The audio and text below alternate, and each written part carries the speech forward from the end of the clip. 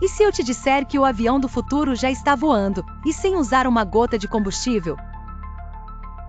O Alice, o primeiro avião 100% elétrico, já fez seu voo inaugural e promete viagens silenciosas e com zero poluição. Com baterias de alta capacidade, ele pode transportar até 9 passageiros por 800 km com uma única carga. Isso pode revolucionar o transporte aéreo e reduzir drasticamente a emissão de carbono. Mas será que em breve teremos voos comerciais totalmente elétricos? Você voaria em um desses? Comenta aqui.